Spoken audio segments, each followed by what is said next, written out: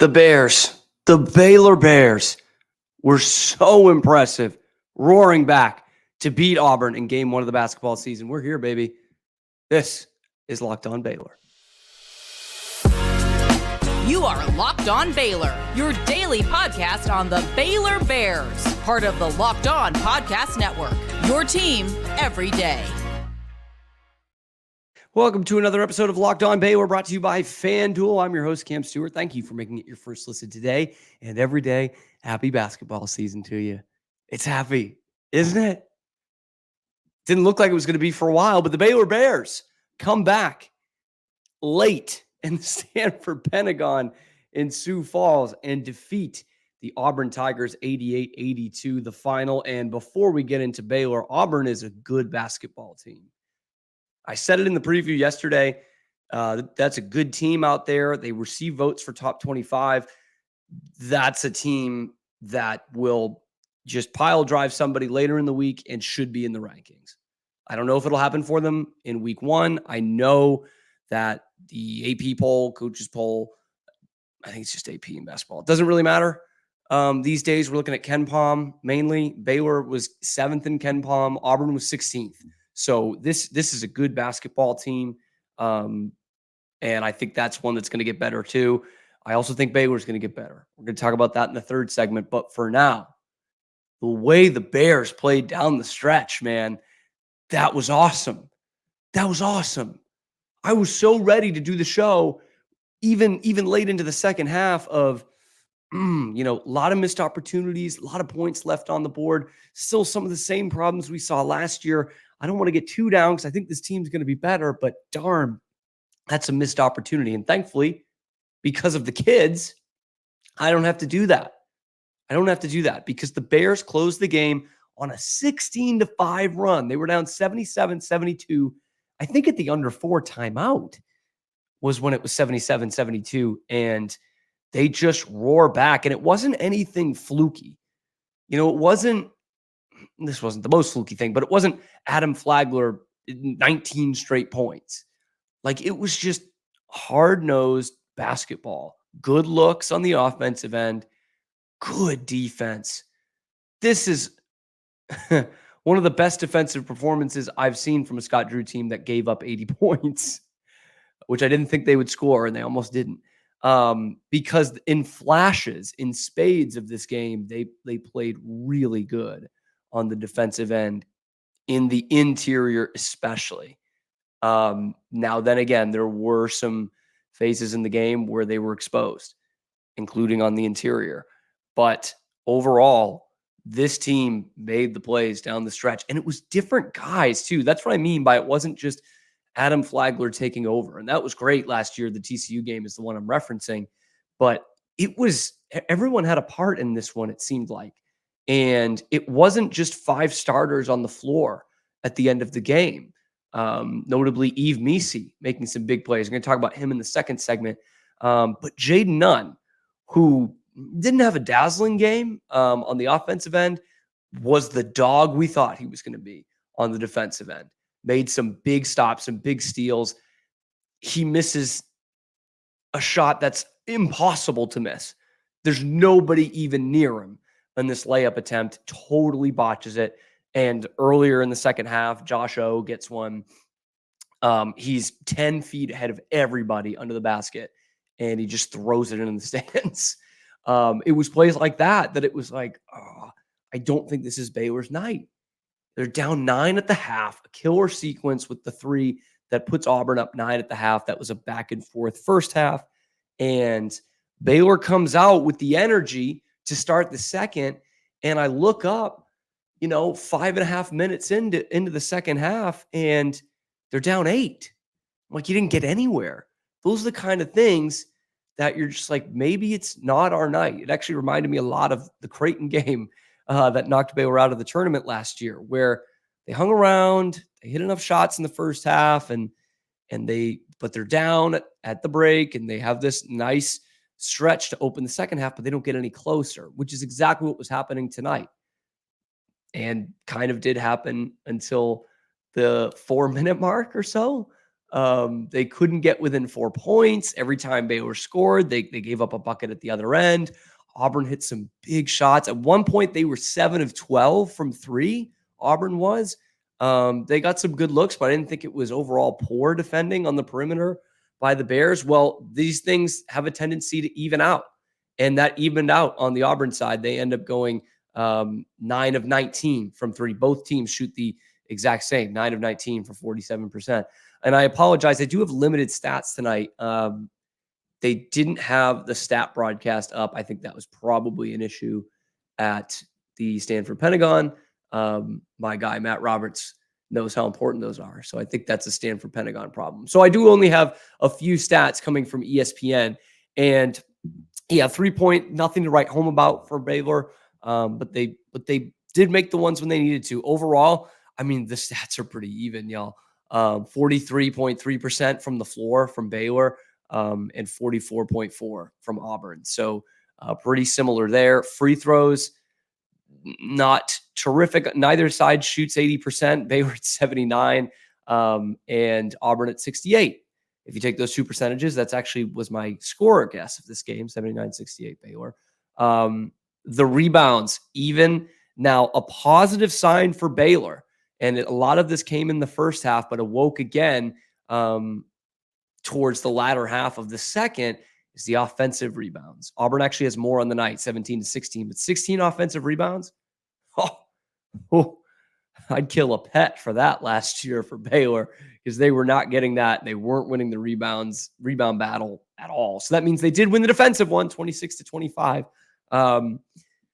The blocks were a problem. Baylor missed a lot of shots in the paint. They had a lot of shots blocked, 10 blocks for Auburn, but Baylor makes up for it in the steal department, especially in the second half. That was one of the things that really brought them up by their bootstraps, 10 steals. And how about this? The thing that killed Baylor the most in the first half, 10 turnovers, 10-5 in turnovers in the first half. They finish with 13. Auburn finishes with 14. They win the turnover battle. That would have been unthinkable 8 minutes into the game, 10 minutes, 20 minutes into the game. They took care of the basketball. Part of that might have been that actually Ray J. Dennis was on the bench with 4 fouls for a good bit of the second half. I saw some good flashes from Ray J today. I still think he is going to be the point guard that this team needs. Now, that said, he played a little fast tonight. Little fast and loose with the ball, probably a little bit of first game jitters. I think Jaden Nunn had some of that offensively as well. I still think he's your point guard. I think he's a dependable point guard, but this was not his best night in terms of handling the basketball. And I hope to see that he'll get much better in that department, but still to win the turnover battle after it was 10-5 at halftime. That's huge. This team's got some cojones, man. This is much like the teams we saw in 2020, 21, 22, rather than last year. They had some good closeouts last year, but for the most part, they blew leads. Kansas State at home, TCU at home. Kansas, they had a big lead at halftime. They completely fell apart in the second half of that game. That was not going to happen tonight. And it's doubly impressive by the fact that you had one returning starter and you were able to do that. So there's grit, there's toughness on this team. And this is going to be fun. This is going to be a fun year, mainly because of the freshmen who we're going to get to coming up after this. But first, I got to tell you about Prize Picks, tonight's first sponsor of Locked On Baylor. It is the #1 daily fantasy sports platform in North America. Now basketball season's here. And with that, my favorite one to do is the combo projections. You can do it across football and basketball. It's in the specials league that they have. It's created specifically for these, and it's 2 or more players from different sports or different leagues. So the example I'll use, LeBron James plus Travis Kelce at 10.5 combo of 3 points made in receptions. That's easy money. That's money in your pocket. You can watch all the sports that are going on right now, and you can have an interest in all of them and it's easy money for you to win. And you can play alongside some celebrities too. Meek Mill, he does it. You can play alongside him in community plays in the promos tab to view what their entries are and what they are suggesting for you. And it even offers, this is definitely my favorite part, the reboot policies that your entries stay in play even if one of your players gets injured. So for those basketball games, for those football games, if you have a player who exits the game in the first half, doesn't return in the second, that player is rebooted. PrizePicks is the only daily fantasy sports platform that has that injury insurance policy. So what you need to do, go to prizepicks.com/lockedoncollege and use the code lockedoncollege for a first deposit match up to $100. That's prizepicks.com/lockedoncollege and the code lockedoncollege, first deposit match up to $100. PrizePicks, daily fantasy sports made easy. Made easy kind of sounds like Yves Missi, does it not? Thank you, guys. I'll be here all week. It's wild to think that if I told you with 5 minutes left in the game, I'm going to do the second segment of the postgame show about the freshmen, and I'm going to start it with Yves Missi, you'd be like, Cam, you're burying the lead, and you're just as stupid as you always are. I can't deny that. But it's Yves Missi that makes the plays down the stretch. I mean, I can't tell you guys, this has been such a long football season with Baylor and my team being the Patriots. This has been a long, hard football season. I haven't had much sports enjoyment in a long time. When Yves Missi throws down that dunk off the turnover, I was so up out of my seat. I was almost blind with excitement when Auburn comes down the other end and Yves Missi blocks the shot at the rim. I can't even form words right now. I was so excited, man. This kid's barely 18. He should be playing high school basketball right now. He reclassified in his first game. In his first game, he takes over. He takes over in the last 5 minutes of the game. Freshman, center. Steals the show from a kid who had 30 points tonight. Or 28, whatever Jacoby Walter had. We're going to get to him in a minute. But Yves Missi, man, this kid's impressive. Truly. I was thinking it in the first half. He did wear down a little bit defensively. But this is going to be one of the toughest defensive matchups he has all season, even playing in the Big 12. Janai Broom, sorry, Janai, I called you Johnny all last show. Janai Broom is an excellent interior player. Again, led Auburn in points and rebounds last year. First team all SEC selection this year. First team all SEC last year. He is a good player. And Yves Missi was holding his own, man. When Baylor had some trouble, Josh O didn't have a glimmering night, a guy who I thought was going to start. We're going to talk more about him in the next segment. But just based off this game, and maybe I'm overreacting, but this was good competition. He played well on both ends of the court. Yves Missi goes up like 8 or 10 minutes a game for me. Like, I thought this kid was going to come in raw. He was going to play 20 minutes a game with some good rotation in the front court, and that might change when the conference schedule comes around because you don't know how he'd hold up. This is a 30, 35 minute a night performance, what he put in tonight. He is athletic. The footwork is excellent, man. That's something that you really see these big guys, raw big guys struggle with. And it turns out he's just not that raw. Like, his footwork's better than Josh O. His defense overall is better than Josh O. Not to say that Josh O is terrible, but like, Yves Missi came in and he was ready to play college basketball, which I was just not expecting.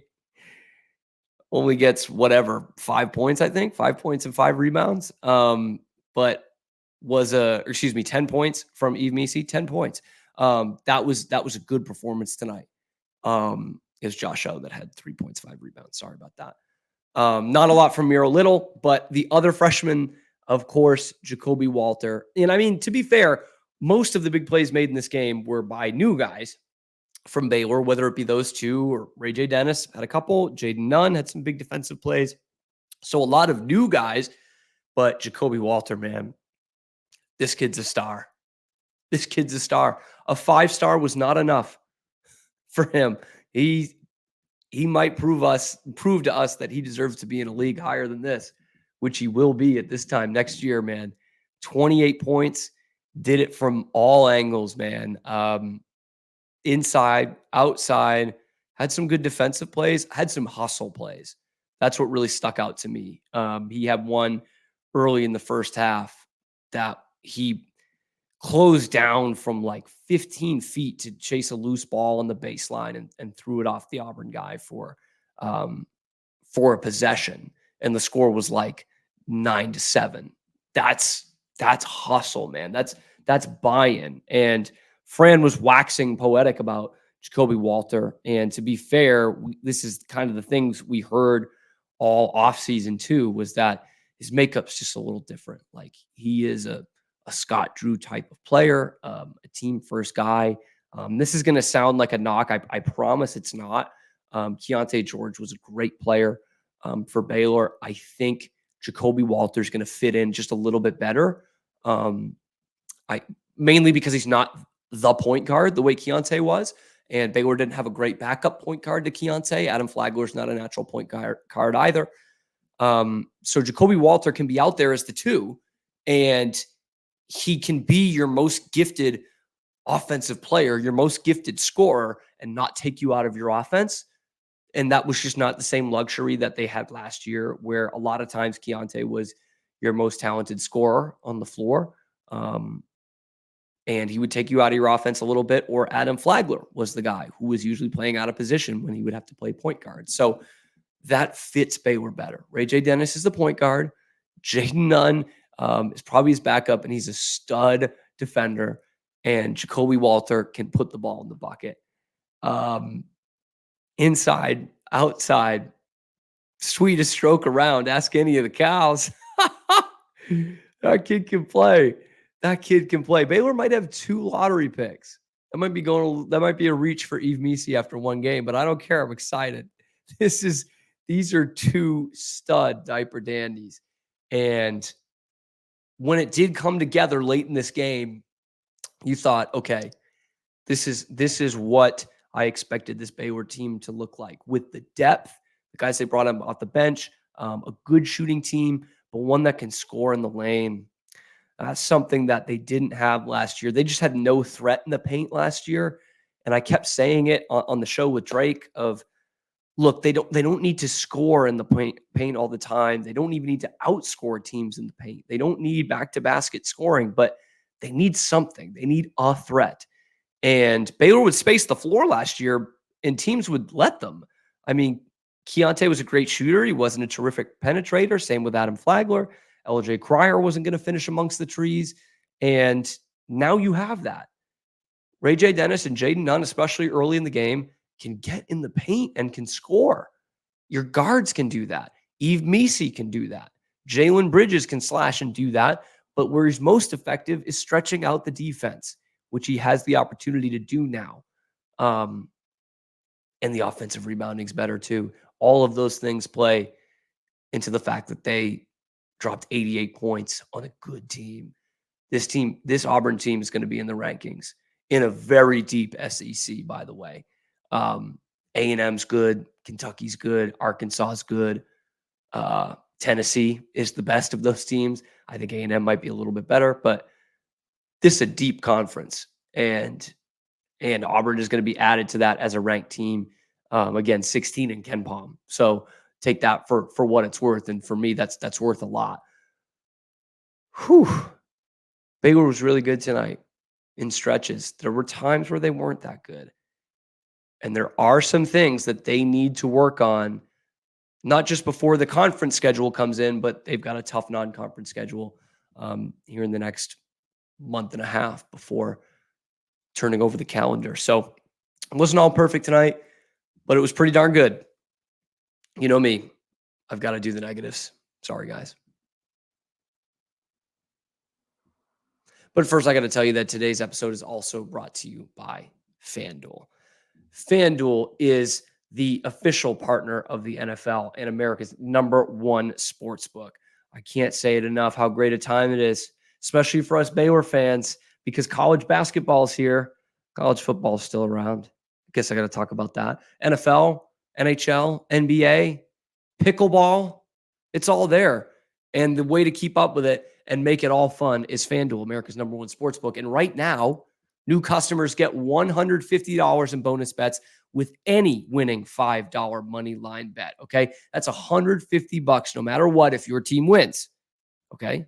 So it's no matter what if your team wins. New customers get $150 in those bonus bets, and it's so easy to use, man. It's so easy. A caveman, me, can do it. They have spreads, player props, over-unders, anything you can think of. They've got it. So visit FanDuel.com/locked-on because, again, you get $150 in bonus bets with any winning $5 money line bet for new customers. No better time to join than now. FanDuel.com/locked-on. FanDuel, official partner of the NFL. So what do they need to work on? I know. I'm that negative Nancy. Although, what did that guy call me on Twitter? Hold on. I got to look this up. This is great. Gloomy Gussie. Sorry. I am a gloomy Gussie. So I got to go over that. The one that stuck out to me. And I hate talking about this because I genuinely just feel for the guy, Jonathan Chalmers-Chachua. Started tonight. I didn't expect that. I thought it was going to be Josh O. I don't think he played at all in the second half. God, I feel like I'm about to give a eulogy. He doesn't have the explosiveness anymore, and it's just really sad to see.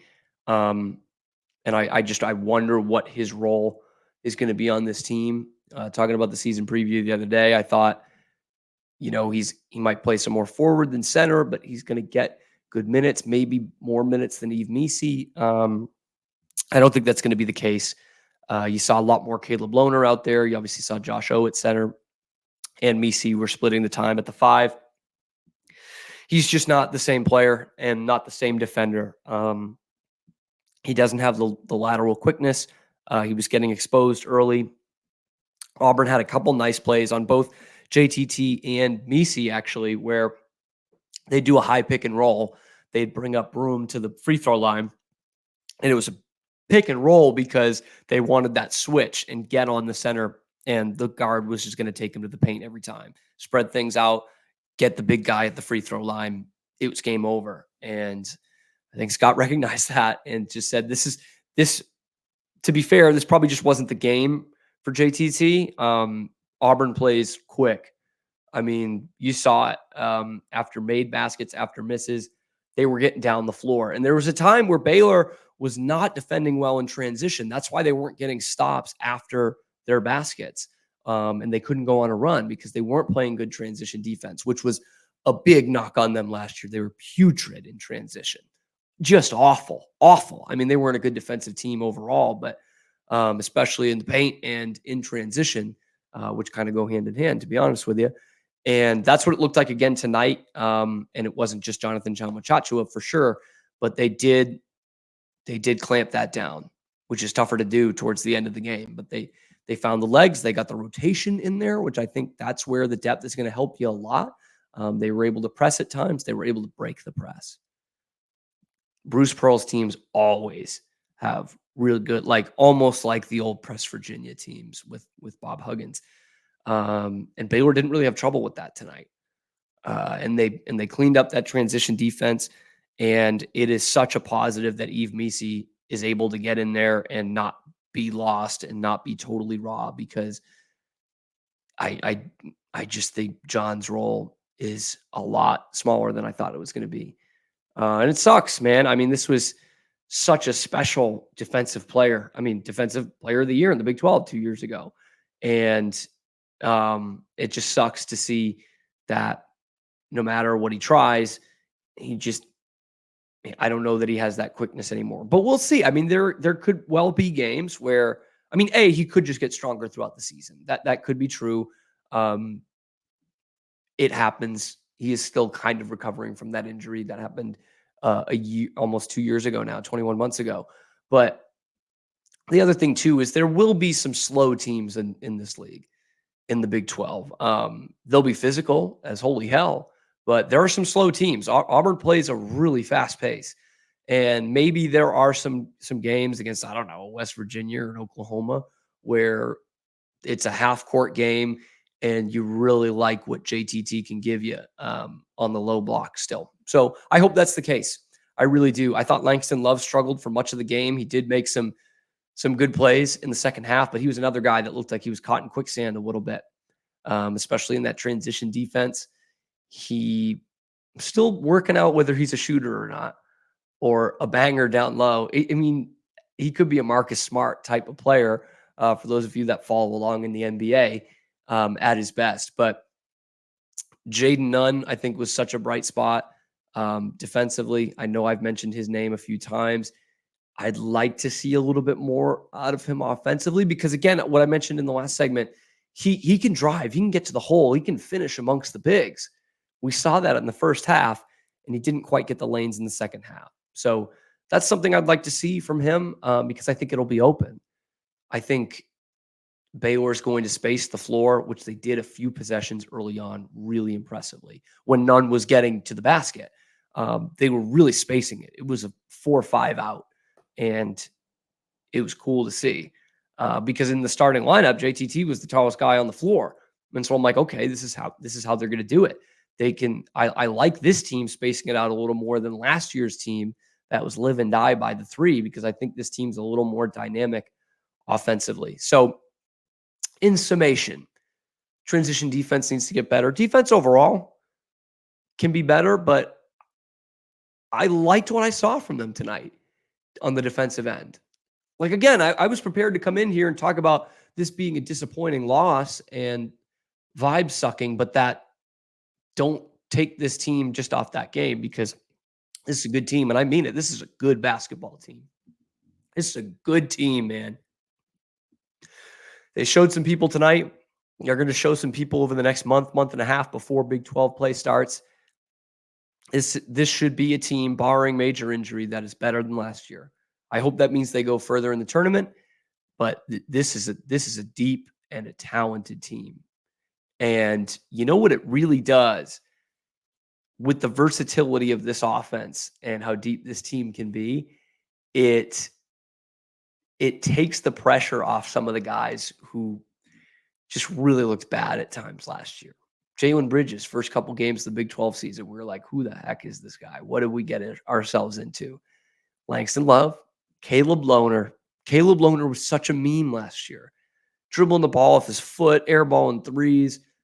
You see him tonight? Offensive rebounds, good defending. That's because this team's more versatile. So they still got to work on the transition defense. This defense overall is going to get better game by game, I think. And I'd like to see a better shooting percentage in the paint. Again, we don't have the advanced numbers tonight, so I don't know what that is. But you saw it. They missed a lot of bunnies, and that was one of the reasons they couldn't get within 6 or 4 for most of that second half. But overall, y'all, this is a really good team. It's a really good team. I don't think I'm going to do a full John Brown preview, and I apologize for that.